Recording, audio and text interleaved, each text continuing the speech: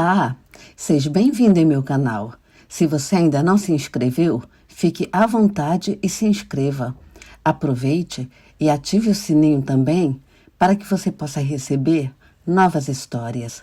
Vamos ao vídeo?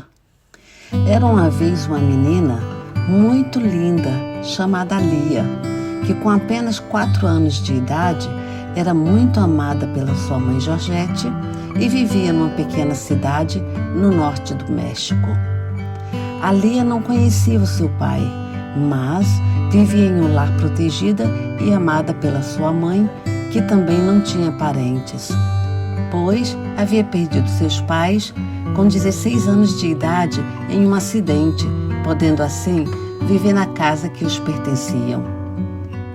A Lia gostava muito de brincar com o celular de Georgette, que quando ela percebeu que a Lia gostava do celular, então a ensinou a usá-lo. A ensinou a ligar e colocar o código e a fazer chamadas para o número de emergência.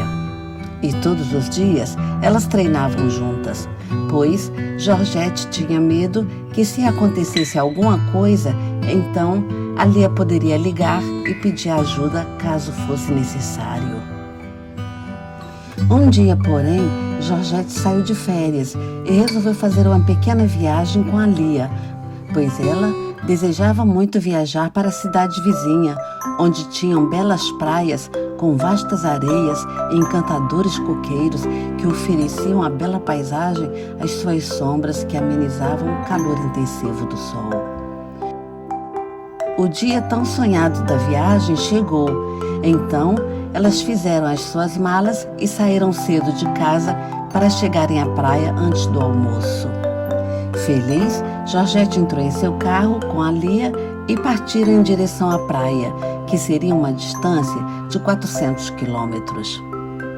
A viagem estava correndo tranquila, quando mais ou menos a uns 70 quilômetros da praia, Georgette teve que desviar da estrada principal e teve que pegar uma estrada menor, onde se tinha que dirigir muito devagar e passar por uma montanha na qual as estradas eram muito estreitas, fazendo com que Georgette dirigisse com toda a atenção e cuidado.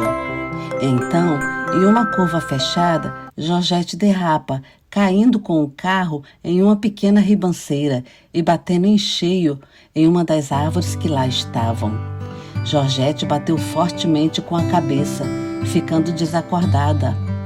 A Lia não se machucou, mas, com o susto, ela começou a chorar e a gritar muito alto, abraçando a sua mãe que não se mexia mais. A Lia não conseguia conter as lágrimas e de vez em quando ela gritava novamente e novamente por socorro, mas ninguém a ouvia. A Lia chorou e gritou até que a sua voz, entre soluços e já rouca, estava cada vez mais trêmula e fraca. Então, 3 horas depois, a Lia encontra no banco da frente o celular da sua mãe, que ela pegou e imediatamente ligou para o número de emergência que sua mãe a tinha ensinado. Mas, quando a emergência atendeu a ligação, a Lia não conseguia mais falar, fazendo apenas pequenos ruídos, no qual a telefonista não conseguia entender nada. Então, ela falou com a Lia que ela iria fazer perguntas e, se fosse sim, ela faria um ruído, e se fosse não, ela faria então 2 ruídos.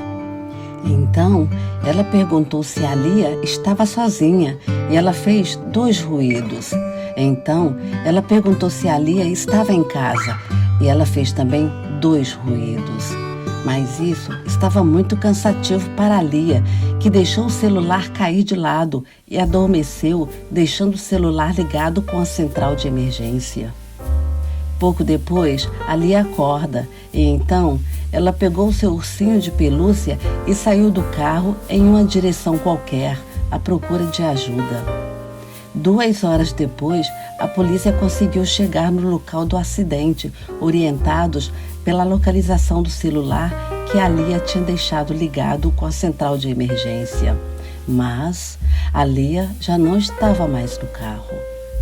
Depois que a polícia procurou várias vezes ao redor do local do acidente, eles não conseguiram encontrar nenhuma criança, pois a Lia andou e andou, subindo em direção à montanha, quando de repente começou a chover fortemente, ficando tudo escuro, e a Lia foi andando sem rumo e sem direção, perdida naquela montanha debaixo de chuvas e trovões que a assustava cada vez mais, a fazendo correr desesperadamente, que com pânico ela caía, levantava e continuava a correr. Quando a Lia avistou lá na frente uma enorme casa branca com uma varanda para onde ela corre desesperadamente. Chegando lá, a Lia bate na porta, mas ninguém atende. Então, a Lia se senta na frente da porta e, exausta, ela adormece ali no chão.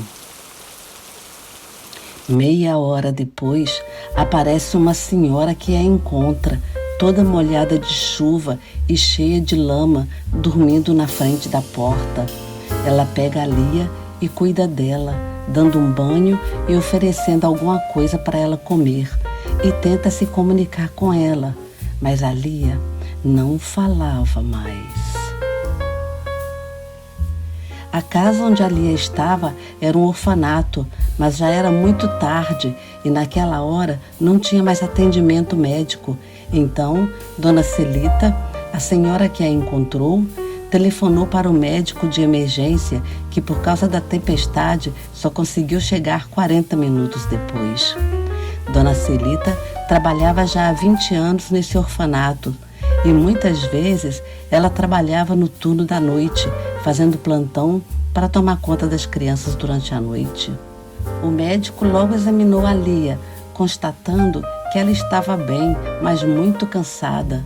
Então, o médico deu a ela um sedativo e a Lia logo adormece em um sono profundo.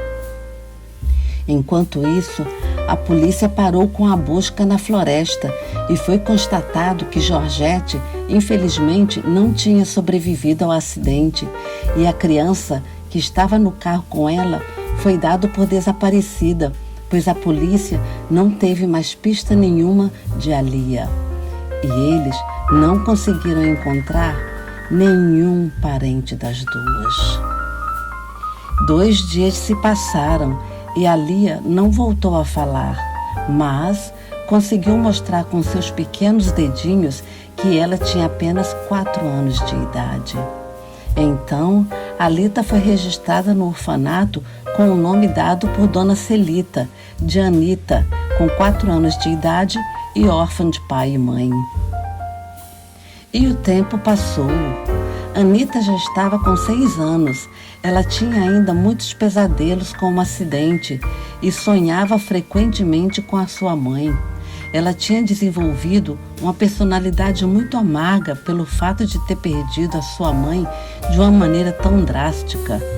Um dia, porém, chega um casal no orfanato querendo adotar uma menina. E Anita foi logo apresentada ao casal, que se apaixonaram por ela. E quando Celita contou a história de Anita, então o casal ficou mais interessado ainda em adotá-la. Eles a aceitaram, mesmo sabendo que ela não falava, e acharam que eles teriam condições de lidar com os problemas de Alita, pois eles eram um casal muito simpático e se chamavam Alice e Enzo, e tinham uma vida muito bem estabilizada, pois Enzo era diretor de um banco da cidade vizinha, podendo dar a Alice e a Anita uma vida segura e tranquila. Ele trabalhava muito, ficando Alice o dia inteiro com Anita em casa. 1 ano se passou e eles viviam felizes, mas Anita tinha várias noites pesadelos com a sua mãe. Uma noite em que ela sonhou de novo com a sua mãe, ela acordou gritando e chorando.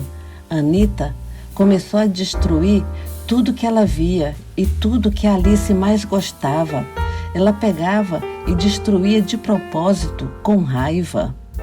Anita jogava as melhores louças no chão, a quebrando. Destruiu também a televisão da sala. E tudo que ela via na frente, que Alice gostava, ela pegava e quebrava. Um dia, porém, Alice saiu e comprou uma cola. Quando ela chega em casa, ela pega Anita com um prato na mão, que, quando Anita viu que a Alice estava olhando, ela pegou o prato e jogou com toda a força no chão. Então, Alice fala sério. Por que você faz isso? O que você quer dizer com isso? Agora a gente vai colar esse prato. Anita aceitou e as duas colaram o prato. Então, de repente, com raiva, Anita jogou o prato colado novamente no chão e saiu correndo porta fora pela rua abaixo. Alice correu atrás dela, mas não conseguiu pegar. Nesse momento, chega Enzo em casa e sai correndo atrás de Alice. De repente, começou a chover fortemente e Anita entra em uma floresta e, correndo, ela tropeça em uma pedra, caindo em uma pequena ribanceira, mas logo atrás dela estava Alice, que a viu cair e logo quis ajudá-la, mas ela também escorregou, caindo na ribanceira junto com Anita. Alice fingiu ter se machucado, se deitando no colo de Anita, que chorava com medo e dor. De repente, elas escutam Enzo gritando à procura delas. Então, Alice fala para Anita: responde, você tem que responder, porque eu não posso, eu não consigo falar. Vamos, responde bem alto para que ele nos ajude.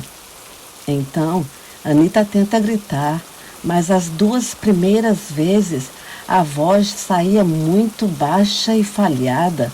Socorro, socorro. Então, fala Alice: vamos, mais alto. E ela novamente: socorro, que saiu novamente baixinho. E ela foi gritando, e a sua voz cada vez mais alta: socorro, socorro, socorro. Até que Enzo a ouviu e a localizou. Não se preocupe, eu vou tirar vocês daí, vai ficar tudo bem, fala Enzo, ligando para uma ambulância. Alice abraçou Anita fortemente, que se levantou e a suspendeu para que Enzo a pegasse lá de cima. Depois, Enzo ajudou Alice e todos se abraçaram felizes. Quando chega a ambulância, eles levaram Anita para fazer exame no hospital, constatando que ela estava bem, mas tinha deslocado o tornozelo, tendo que usar um gesso por 15 dias. E depois daí, Anita voltou a falar normalmente. Anita conta toda a história da sua mãe e do acidente a Alice. Ela revela que seu nome era Lia e como ela foi parar no orfanato. Depois de tudo verificado, elas fizeram uma cerimônia de despedida para a mãe de Lia. Uma semana depois, elas foram na casa onde a Lia morava antigamente com a sua mãe. Então, a Lia pôde reviver os momentos aos quais ela ainda se lembrava e, vendo várias fotografias, ela mergulhou em um passado que trouxe muitos momentos bons e felizes de sua infância.